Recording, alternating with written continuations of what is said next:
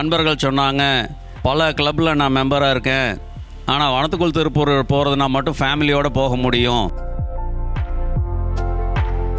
உலகளவில் பல உற்பத்தி நாடுகளுக்கு நாங்கள் பயணிச்சிருக்கிறோம். இந்த மாதிரி ஒரு சஸ்டெயின்டு மாடலை வந்து நாங்கள் பார்த்ததில்லை. இது பற்றின டீட்டெயில்ஸ் எல்லாம் கொடுங்கன்னு சொல்லிட்டு அக்டோபர் மாதம் உலகளாவிய ஒரு மாநாடு வந்து யூகேல நடக்குது. அங்கே வந்து குறிப்பாக வனத்துக்குள் திருப்பூர் ZLD பற்றி எல்லாம் பேசுங்கன்னு சொல்கிற அளவுக்கு இன்னைக்கு வந்து நம்ம இந்த திட்டம் வந்து உலகளவில் பேசப்படுற அளவுக்கான உயரம் வளர்ந்துருக்குன்னா அதுக்கான மிகப்பெரிய காரணம் வந்து நம்ம முயற்சி. திருப்பூர் அப்படிங்கிறது எக்ஸ்போர்ட் அப்படிங்கிறத விட்டுட்டு சுற்றுச்சூழலுக்கு நெருக்கமான ஒரு நகரம் அப்படிங்கிற அந்த ஒரே வார்த்தையில் பேரே மாறி போச்சு. நீங்கள் உப்பு தண்ணி விடுறீங்க, கலர் தண்ணி விடுறீங்க, எங்கள் விவசாயமெல்லாம் அழிஞ்சு போச்சுன்னு சொன்னவங்க இந்த ஒரு 10 வருஷ காலத்தில் ஏன் தண்ணி விடுறதை குறைச்சிட்டீங்க, இப்போ தண்ணியெல்லாம் நல்லா வருது. நகாப்பழம் வந்து வாங்கிட்டு வந்து வீட்டில் கொடுத்தப்போ என் பொண்ணு சாப்பிட்டுட்டு அந்த விதையை போட்டிருந்தான். அது பார்த்தா அந்த மண்ணில் விழுந்து கொஞ்சம் கொஞ்சமாக துளிர் விட்டு லேசாக முளைச்சிருந்தது. சரி, இது ஏதோ வருது போல் இருக்குது, எடுத்து நெட்டி பார்க்கலாம். அந்த துறை படித்தது எனக்கு ஞாபகம். ஓ, இது வந்துருமான் இருக்குதே அப்படின்னு சொல்லி எடுத்து நெட்டினா இன்னைக்கு என் வீட்டு ஒரு 10 நகாப்பழம் இருக்கு. சார், நமக்கு ஒரு 10 ஏக்கர் காடு இருக்குங்க, நடுவில் ஃபேக்ட்ரி இருக்குங்க, சுற்றிலும் மரம் வச்சிடலாங்களா? எத்தனை மரம் நல்லாங்க? அந்த மரம் நடுறதை பற்றி எனக்கு ஒரு நாளைக்கு ஒரு 10 ஃபோனாவது திருப்பூரை சார்ந்து வரும். 50 கோடி ஆண்டுகளுக்கு முன்பு தான் முத செடி கொடி மரங்கள்லாம் உருவாச்சு. அதே போல் 20 கோடி ஆண்டுகளுக்கு முன்பு தான் விலங்குகள்லாம் உருவாச்சு இந்த பூமியில். ஆனால் மனிதன் எப்போ தோன்றுறான் தெரியுமா உங்களுக்கு?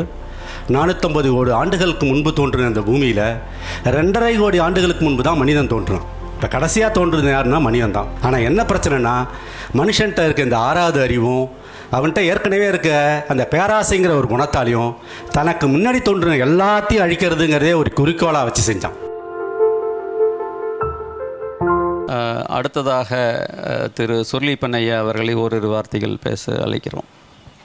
இந்த வனத்துக்குள் திருப்பூர் நிகழ்வு வருஷமாக ஒவ்வொரு ஆண்டும் இந்த மாதிரி ஒரு ஜூன் மாதத்தில் தொடக்கம் பண்ணி அந்த தொடக்க விழாவில் என்னென்ன மரம் இது வரைக்கும் நட்டிருக்கோம், இனி வரக்கூடிய மரங்கள் வரக்கூடிய காலகட்டத்தில் நம்ம என்னென்ன மரங்கள் நட்டுட்ருக்கோன்றதையும் மிக தெளிவாக வந்து ஒவ்வொரு ஃபீல்டு ஒர்க்கரை வச்சு நம்ம வந்து பண்ணிகிட்ருக்கோம். அதுக்கு மிக அருமையான டீம் வந்துங்க. அதுக்கு நிறைய அட்வைஸும் ஃபீல்டு லெவலில் நம்ம கொடுக்கக்கூடிய ஒவ்வொரு அட்வைஸும் எந்த ஃபீல்டாக இருந்தாலும் அதில் வந்து என்ன மரங்கள் நடணும், எவ்வளவு எந்த மாதிரி நடவு செய்யணும், அந்த மண்ணோட தன்மை என்ன, அதுக்கு என்ன மரங்கள் வந்து நட்டால் அது சரியாக இருக்குன்றது வந்து அந்த பணி எனக்கு கொடுத்துருக்காங்க. அந்த பணியை மிகச்சிறப்பாக யார் எந்த இடத்துல கூப்பிட்டாலும் சரி அதை வந்து என்ன மரங்கள் நடனன்றது வந்து நம்ம விளக்கமாக எடுத்து கொடுத்து செஞ்சுட்ருக்கோம். சார் ராஜேந்திரன் சாரை சிவராம் சார் வந்து அறிமுகப்படுத்துகிறப்ப சரின்னு சொல்லி ஒரு நாள் காலையில் மதியம் போல் வந்தேன். மதியம் போல் வந்துட்டு ஃபீல்டை பார்த்தேன். சார் வந்து ஏற்கனவே 25,000 மரக்கன்று அளவில் வந்து நட்டுருக்காங்க. அவருக்கு எல்லா மரங்களை பற்றியும் நல்லாவே தெளிவாக தெரியும். நான் என்ன சொல்ல போகிறேன் அப்படின்றதையும் அவர் வந்து கூர்ந்து கவனிச்சிட்டு இருந்தாங்க. இந்த லே அவுட் இந்த மாதிரி வரணும், என்னென்ன மரங்களில் நடணும் அப்படின்னோடனே ரொம்ப சந்தோஷம். அதுக்கப்புறம் என்ன பண்ணாருன்னா அடுத்த ஸ்டெப்பு இந்த மரங்கள்லாம் எங்கே பார்க்க முடியும், நீங்கள் சொல்கிறீங்க மரங்கள், அதை நான் பார்க்கணும், என்னை நீங்கள் கூட்டு போய் அதை காட்டுங்க அப்படின்னாங்க. நீங்கள் அப்போ ஒரு நாள் டைம் கொடுத்து என் கூட வாங்க, 2 பேரும் போகலாம். 2 பேரும் போனோம், நர்சரி கூட்டு போனோம். அந்த நர்சரி ஏரியாவில் ஃபுல்லாத்தையும் பார்த்துனோம். பெரிய மரங்களையும் காட்டினேன். ஒரு மரத்தை பார்த்தோன்னே கட்டி பிடிச்சிட்டார். அவ்வளோ சந்தோஷம்,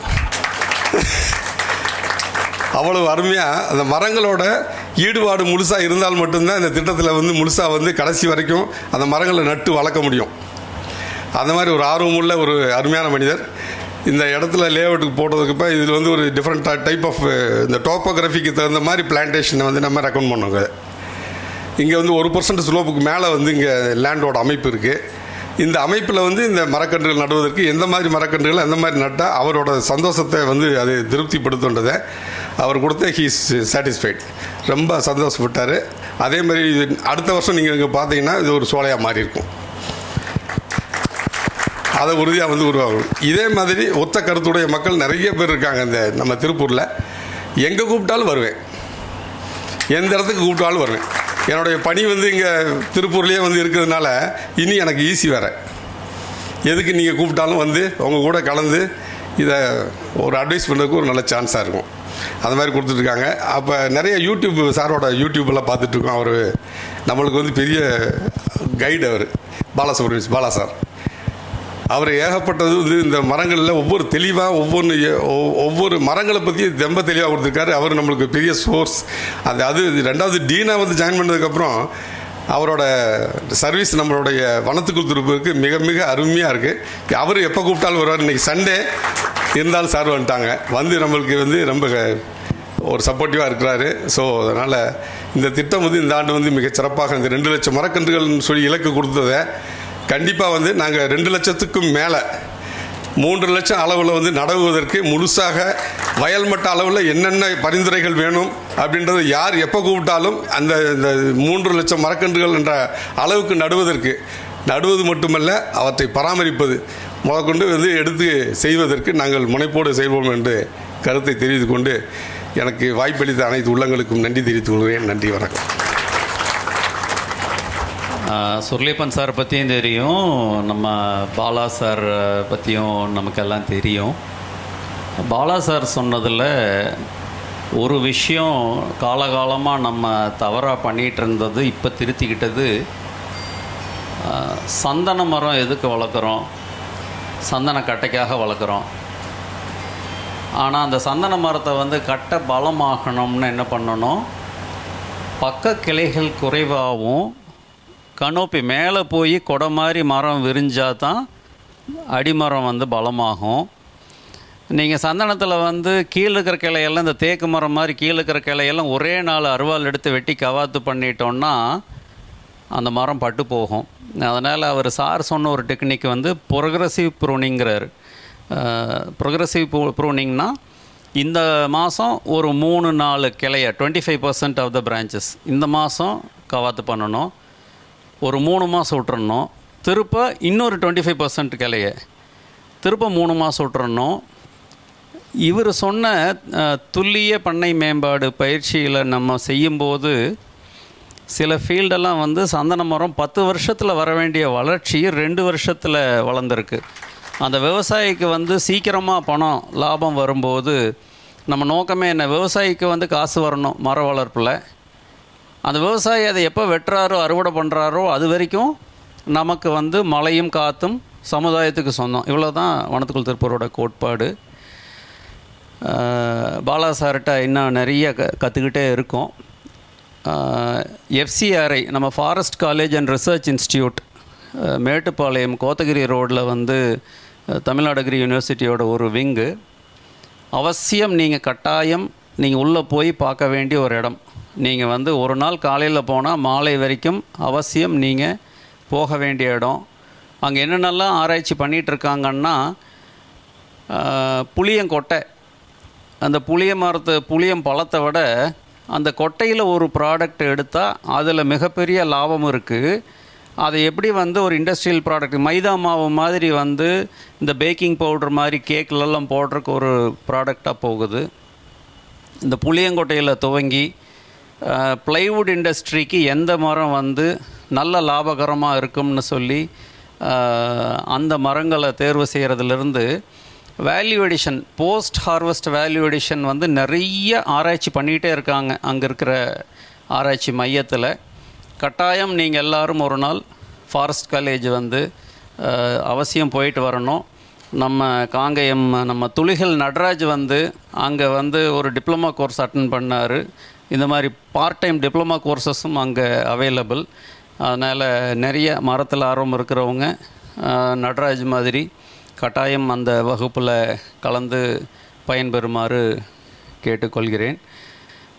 செல்வமையா, நீங்கள் வனத்துக்குள் திருப்பூரை பற்றியும் உங்கள் பூச்சிகள் பற்றியும் இயற்கை வேளாண் பற்றியும் ஒரு சிறு உரை. வணக்கம். இந்த வனத்துக்குள் திருப்பூர் 8ஆம் ஆண்டு முடிந்து 9ஆம் ஆண்டில் அடியெடுத்து வைக்குது. இந்த வருஷத்தோட இலக்கு 2 லட்சம். அது ஆல்ரெடி சொல்லிட்டாங்க, 2 லட்சம் கிடையாது 3 லட்சம். சுருளியப்பன் சார் இந்த நிகழ்ச்சிக்கு தலைமை தாங்கி இருக்கிற தமிழ்நாடு வேளாண்மை பல்கலைக்கழகத்தின் பதிவாளர் அவர்களுக்கும், வனக்கல்லூரி முதல்வர் அவர்களுக்கும், மற்றும் இந்த வனத்துக்குள் திருப்பூர் சேர்மன் திரு கோபாலன் சார் அவர்களுக்கும், இந்த நிலத்தோட உரிமையாளர் திரு ராஜேந்திரன் சார் அவர்களுக்கும், என்னை இந்த நிகழ்ச்சிக்கு அழைத்த சிவராம் சார் அவர்களுக்கும் முதல்ல என்னோட நன்றி கலந்த வணக்கம். வனத்துக்குள் திருப்பூர் ஒரு காலத்தில் திருப்பூர் அப்படின்னாலே வெறும் சட்டை தைக்கிறது, பனியன் தைக்கிறது, எக்ஸ்போர்ட் பண்ணுறது அப்படிங்கிற அந்த வார்த்தையவே மாற்றின அந்த வார்த்தை. திருப்பூர் அப்படிங்கிறது எக்ஸ்போர்ட் அப்படிங்கிறத விட்டுட்டு சுற்றுச்சூழலுக்கு நெருக்கமான ஒரு நகரம் அப்படிங்கிற அந்த ஒரே வார்த்தையில் பேரே மாறிப்போச்சு. அதே மாதிரி திருப்பூர் அப்படிங்கிறது இன்னும் எத்தனை பேருக்கு உங்களுக்கு தெரியும்னு தெரியல, இந்த மறை நீர் கோட்பாடு, விர்ச்சுவல் வாட்டர், எவ்வளோ பருத்தி விதைச்சதுலேருந்து அறுவடை வரைக்கும் ஒரு சட்டையாக மாறுற வரைக்கும் எவ்வளவு தண்ணி தேவைப்படும், அந்த தண்ணியை நம்ம மறைமுகமாக எக்ஸ்போர்ட் பண்ணிக்கிட்டு இருக்கோம்னு ஒரு கருத்து. ஆனால் அந்த கருத்துக்கு எதிர்மறை கருத்து, அந்த தண்ணியை திருப்பி நம்ம ஊர்லேயே கொண்டு வரணும் அப்படின்னா நம்ம ஊரை ஒரு சோலை காடாக மாற்றியாக வேண்டிய கட்டாயம். அந்த சோலை காடாக மாற்றியாக வேண்டிய முயற்சியை அட்டகாசமாக பண்ணிக்கிட்டு இருக்கிற இந்த வனத்துக்குள் திருப்பூர் அமைப்பு ஒவ்வொரு வருடமும் அதனோட இலக்கை முடித்து அடுத்தடுத்து பெருகி வளரணும் அப்படின்னு சொல்லி உங்கள் அனைவரின் சார்பாகவும் என்னோட சார்பாகவும் நன்றி கலந்த வாழ்த்துக்களை தெரிவிச்சுக்கிறேன். அடுத்து வந்து இந்த வனத்துக்குள் திருப்பூர் அப்படிங்கிற இந்த அமைப்பில் எத்தனை கொடையாளர்கள் இருக்கிறாங்க, ஒவ்வொருத்தரும் என்னென்ன மாதிரி வேலை பார்க்குறாங்க. இதில் ஒரு சின்ன மரம் வச்சு ஒரு நாள் தண்ணி ஊற்றினா கூட அந்த தன்னால்வரும் ஒரு அருமையான அங்கம் அப்படிங்கிறத நம்ம மனசு கொண்டு வரணும். திருப்பி அடுத்து வந்து மரம் நடுறது பெரிய காரியமே கிடையாது, அதை வளர்த்து, அதுவும் முன்னாடியே சொன்னாங்க 25,000 மரம் 30,000 மரம் ஒரு இடத்துல வளர்த்தப்ப அந்த வனத்துக்குள்ள பல்லுயிர் பெருக்கம், பயோடைவர்சிட்டி, முதல் தண்ணியை கொண்டு வர்றோம், அடுத்து கேள்விப்படாத உயிரினங்கள் எல்லாமே அதில் அவர் விட்டு போனது பாம்பு, பள்ளி, பூராங்கீரி, எல்லாம் சொன்னார். பூச்சி ஆட்டோமேட்டிக்காக உள்ள பூச்சியும் என்ட்ராயிரும், என்னோட ஆளும் உள்ள என்ட்ராயிருவார். அதே மாதிரி அந்த பூச்சியை பார்த்தாலே, இது மரத்தில் இருக்கிற பூச்சியை பார்த்தா பிரச்சனை இல்லை, வயலில் இருக்க பூச்சியை பார்த்தா நம்ம கையில் தூக்குறது பூச்சி மருந்து. மருந்துனா என்ன வேலை செய்யணும்? நார்மலாக தலைவலிக்கு மருந்து சாப்பிட்டா தலைவலி குணமாகணும், வயிற்று வலிக்கு மருந்து சாப்பிட்டா வயிற்று வலி குணமாகணும். பூச்சி மருந்தை தெரியாமல் 2 சொட்டு நம்ம குடித்தோம், நேராக காலி. 2 சொட்டு ஆடு மாடு குடிக்கிற கழனித்தண்ணில் விழுந்துச்சு, ஆடு மாடு அவுட்டு. 2 சொட்டு களத்து மேட்டில் விழுந்துச்சு, கொத்துற கோழி அவுட்டு. அப்போ அதுக்கு பேர் என்ன? பூச்சிக்கொல்லிம்பாங்க. பூச்சிக்கொல்லியும் தப்பான மொழிபெயர்ப்புன்னு தான் என்னோட கருத்து. பூச்சி மட்டும் போட்டு தள்ளினா தான் அதுக்கு பேர் பூச்சிக்கொல்லி. இது என்ன பண்ணுது? உசுரோடு இருக்கிற எல்லாத்தையும் போட்டு தள்ளுது. அப்போ உயிர்கொல்லி விஷம். ஆனால் அதை மறைமுகமாக விவசாயி அவர் வயலில் பயன்படுத்தும் போது இந்த இடத்துல 2 கருத்தை மட்டும் என் கருத்தையும் பேச சொன்னதுனால வனத்துக்குள் திருப்பூர்லேருந்து கொஞ்சம் மாற்றி உங்களை இந்த லைனுக்கு கொண்டு வர்றேன். பூச்சி மனுஷனுக்கு பங்காளியா பகையாளியா? பகையாளியாக தான் நினைக்கிறோம். பகையாளினா எதிரி, பங்காளினா என்ன அர்த்தம்? தமிழில் பங்காளிக்கு அர்த்தம் சொல்லுங்கள். அண்ணன் தம்பிம்போம். அண்ணன் தம்பியை விட பங்காளிங்கிறதுக்கு சரியான அர்த்தம் என்ன? சொத்தை பங்கு போடுறவனுக்கு பேர் தான் பங்காளி. இப்போ மனுஷனும் பூச்சியும் எந்த சொத்தை பங்கு போடுறாங்க? வயலில் இருக்க செடியை. செடிக்கு பங்காளி யார்? பூச்சி. பூச்சி தின்னது போக மிச்சம்தான் மனுஷனுக்கு. அப்போ மனுஷன் 2வது பங்காளி. தமிழ் குல வழக்கப்படி 2வது பங்காளி பங்காளியை என்ன பண்ண ட்ரை பண்ணுவான்?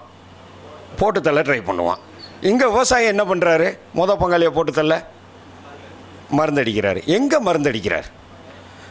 பங்காளி வாயை திறந்து உள்ளே ஊற்றுனா நீங்கள் பெரிய ஆள். எங்கே மருந்தடிக்கிறார்? பங்காளி சாப்பிட்ற சாப்பாட்டில் விஷம் வைக்கிறார். பங்காளி சாப்பிட்ற சாப்பாடு என்ன? வயலில் வளர்க்குற செடிக்கு மேலே விஷத்தை தெளிக்கிறார். பங்காளி அதை சாப்பிட்டு செத்து போகட்டும் அப்படின்னு நினைக்கிறார். ஆனால் பங்காளி சாப்பிட்டு செத்து போகிறாரா இல்லையாங்கிறது அடுத்த விஷயம். இப்போ செத்தது அது பங்காளி சாப்பிட்றது செத்தாரா இல்லையா? ஆனால் நீங்கள் அடித்த விஷத்தோட எச்சம் எங்கே இருக்கும்? அந்த செடியில், அந்த கொடியில், அந்த கீரையில், அந்த காயில், பழத்தில். அதை பின்னாடி சாப்பிட போகிறது யார்? அப்போ நம்ம யாருக்கு விஷம் வைக்கிறோம்? நமக்கு நாமே தான். நமக்கு நாம எல்லாம் கிடையாது. அப்போ இதை மனசில் வச்சுக்கிட்டா நம்ம பூச்சிக்கொல்லிங்கிற உயிர்கொல்லி விஷத்தை தெளிக்காமல் இதில் தான் அவர் சொன்ன நம்ம 2 பூச்சி, அதை மட்டும் சொல்லிவிட்டு முடிச்சுக்கிறேன்.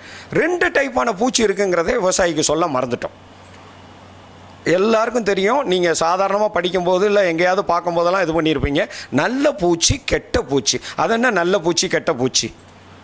கெட்ட பூச்சி அப்படிங்கிறது மனுஷனுக்கு மகசூல் தர வேண்டிய பயிரை உச்சந்தலையிலேருந்து உள்ளங்கால் வரைக்கும் தின்னு தீர்த்து மகசூல் நஷ்டத்தை ஏற்படுத்தினா கெட்ட பூச்சி. அப்போ கெட்ட பூச்சிக்கு சுருக்கமான உதாரணம் வெஜிடேரியன். பயிரை திங்கிற வெஜிடேரியன் பூச்சி கெட்ட பூச்சி.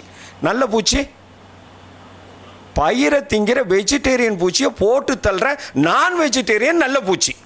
அப்போ பூச்சியில் எத்தனை டைப் இருக்குது? 2 டைப்பு. ஒன்று பியூர் வெஜிடேரியன், இன்னொன்று பியூர் நான் வெஜிடேரியன்.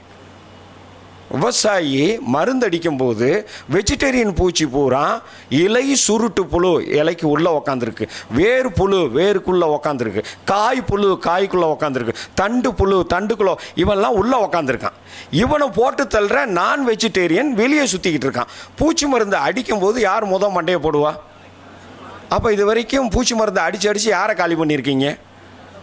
புடுங்க நினச்சது ஒரு ஆணியை, புடுங்கினது இன்னொரு ஆணியை.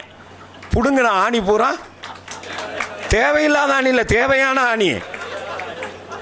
அப்போ இந்த நான் வெஜிடேரியன் பூச்சியை வச்சு வெஜிடேரியன் பூச்சியை எப்படி கட்டுப்படுத்தணும் அப்படிங்கிறதான் ஒருங்கிணைந்த பயிர் பாதுகாப்பு. இதை செய்கிறதுக்காக இந்த வனத்துக்குள் திருப்பூரோட அமைப்பு சிவராம் சார் அட்டகாசமாக இன்னொரு வேலை பண்ணியிருக்கார். முக்கியமான இடத்துல அவரோட பண்ணை 6 ஏக்கர் நிலத்தை இயற்கை வேளாண் பண்ணையாக மாற்றி விவசாயிகளுக்கு தனியாக இயற்கை விவசாயம் கொடுத்த பயிற்சி. வருஷத்துக்கு குறைஞ்சது 200 பேரை இயற்கை விவசாயியாக மாற்றுறாரு. அதில் விளைஞ்ச பொருட்கள் தான் இன்றைக்கி காட்சிக்கு வைக்கப்பட்டிருக்கு. எல்லாமே ஒரு துளி உரமும் பூச்சி மருந்தும் இடாமல் இயற்கையாக வளைக்கப்பட்ட பொருட்கள். இந்த பொருட்களை சாப்பிடும்போது நம்மளும் நம்ம சந்ததியும் அதிக நாள் உயிர் வாழலாம். நம்ம உசுரோடு இருந்தால் தான் இந்த பூமியை என்ஜாய் பண்ண முடியும். நம்ம உசுரோடு இருக்கிறத கன்ஃபார்ம் பண்ணிக்கிட்டு அடுத்து இந்த பூமியை என்ஜாய் பண்ணுறதுக்கான வனத்துக்குள் திருப்பூரையும் மனசில் இருத்திக்கிட்டு இந்த நிகழ்ச்சி நல்லபடியாக நடக்கணும் அப்படின்னு கேட்டு உங்கள் அனைவரின் சார்பாக நன்றி கூறி விடைபெற்றுக் கொள்கிறேன். நன்றி, வணக்கம். செல்வம் ஐயாவோட உரை இன்னும் கொஞ்சம் நேரம் கேட்கலாம் போல இருக்கா? நான் அதனால தான் சொன்னேன் 8 மணி நேரம் இவர் பேசுவார், யூரின் போக கூட எந்திரிக்க மாட்டோன்னு சொன்னேன். ஒரு கருத்தை ஒரு சின்ன நகைச்சுவையோடு சொல்லும்போது தான் நம்ம மண்டையில் போய் உட்காருது. அந்த வகையில் இவர் ஒரு பேராசிரியர். இவரை மிக மிக மகிழ்ச்சி, நன்றி ஐயா. நான் ஒரு டீசர் தான் கொடுத்தேன், இன்றைக்கி ஒரு சாம்பிள் தான் இன்றைக்கி கொடுத்தோம். இவங்க இதில் நிறைய பேர் அடுத்த வகுப்பில் நமக்கு அறப்பொருள் வேளாணகத்தில் கலந்துக்குவாங்க. ஐயா 2 விஷயத்தை தொட்டுட்டு போனாங்க. நான் வெஜிடேரியன் அப்படின்னா நல்லவங்க அப்படின்னு சொல்லி உங்கள் யூகத்துக்கே விட்டுறேன். ஞாயிற்றுக்கிழமை காலையில் அது நான் வெஜிடேரியனோடு தான் துவங்கணும். அறப்பொருள் வேளாணகம் திருப்பூரில் லிட்டில் ஃப்ளவர் பள்ளி பின்னாடி ஒரு 6 ஏக்கர் இடத்துல ஃபார்ம் ஸ்கூல். இது நம்ம பசுமை விகடனோட இணைஞ்சு நம்ம குமரேசன் ஐயா வந்திருக்காங்க. பல வகுப்புகள் அங்கே நடத்தியிருக்கோம். அதில் தான் ஒரு 200 விவசாயிகள் இன்றைக்கி முழுசாக இயற்கைக்கு மாறியிருக்காங்க. இந்த வகுப்பு நடத்தணும், இதுக்கு ஒரு பொதுவான இடம் வேணும்னு நிறைய நண்பர்கள்ட்ட அப்ரோச் பண்ணோம். நிறைய பேர் இடம் கொடுக்கவும் தயாராக இருந்தாங்க. பட் இந்த டேஸ்டெல்லாம் 1 வருஷம் 2 வருஷத்துக்கு இருக்கும். சஸ்டெயின்டாக 10 வருஷமோ 20 வருஷமோ இருக்குமான்னு சொன்னால் அந்த கேரண்டி இல்லை. அப்போ தான் கோபால் அண்ணங்கிட்ட கேட்டேன், ஏன்ப்பா வெளியே இருக்கிறவங்க இடத்த கேட்குற, அது நம்ம இடத்துலையே பண்ணிக்கலான்னு சொல்லிட்டு அது அண்ணாவோட முடிவில் தான் அந்த இடம் கிடச்சிது. அங்கே பலாமரம் மட்டும், அது வந்து முழுக்க முழுக்க ஒரு டிஸ்பிளே யூனிட்னு சொல்லலாம், அங்கே லாபமெல்லாம் எதிர்பார்க்கல. பலாமரம் மட்டும் 20 வகையான பலா கன்றுகள் அங்கே வச்சுருக்கோம். அதில் ஒரு பழம் ஈல்டு வர ஆரம்பிச்சிருச்சு. குடியரசு தினம் 2019 அன்றைக்கி துவங்கினோம். 26 ஜனவரி 2019 வச்ச பலாமரம் இப்போ எவ்வளோ வருஷம் ஆச்சுங்க? 20, 21, 22, 23, 4 வருஷம் பலா இப்போ காய்ச்சிட்ருக்கு. ஒரு பலா காய்க்க ஆரம்பிச்சிருச்சு, மிச்ச செடியெல்லாம் இன்னும் வளர்ந்துட்டுருக்கு. இப்போ பலாவில் 20 வகை அப்படின்னா நமக்கு தெரிஞ்சது 20 தான், இன்னும் நிறைய இருக்குது. ஸோ இது வந்து ராஜேந்திரண்ணா வந்து இது முழுசாக சோலை ஆனதுக்கப்புறம் நடுவில் வந்து சின்னதாக ஒரு பங்களா ஒன்று கட்டி நான் இங்கே குடியிருக்க போகிறேன்னு சொல்லியிருக்காங்க. If I am not wrong, கரெக்டானா? அதுதான் உங்களோட ரிட்டையர்மெண்ட் பிளானு இல்லையா? மரம் வைக்கிறத ஒரு வேலைன்றார்.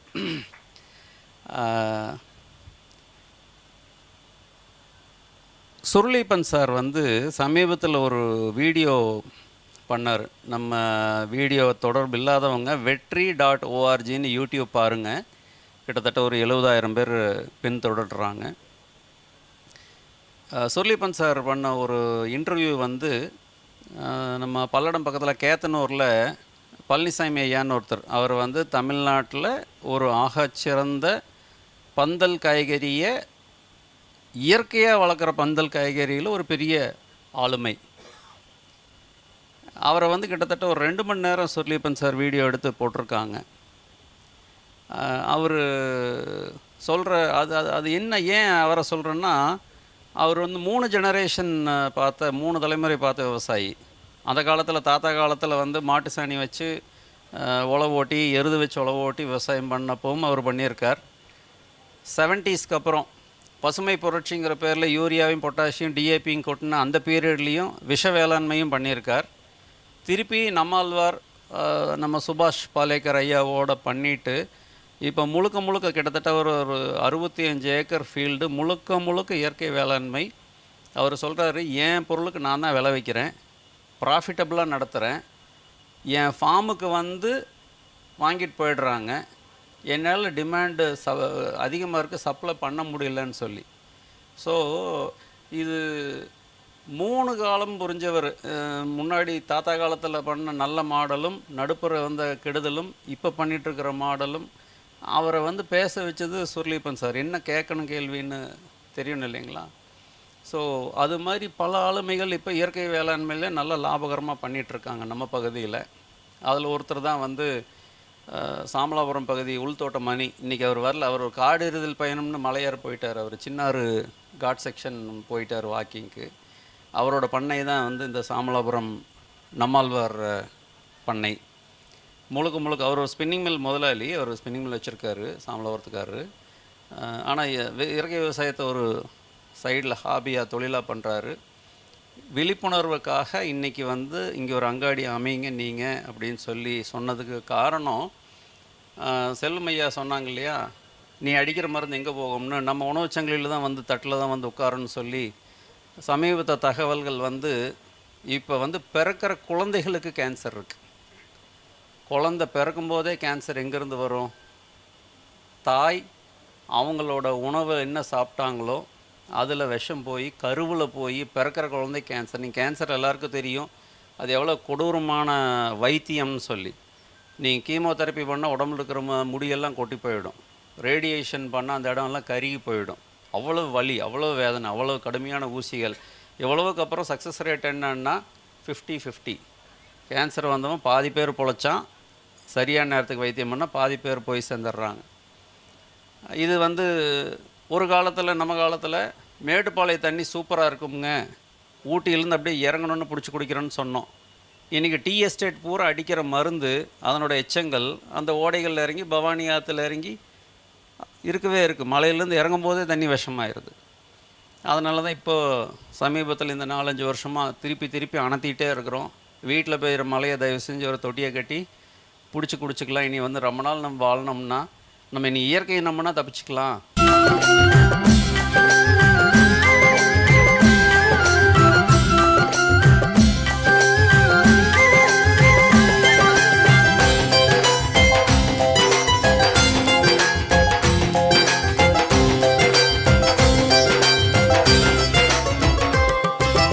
நடுவது வெற்றி செடி அல்ல, இதுவே எங்கள் எதிர்காலம்.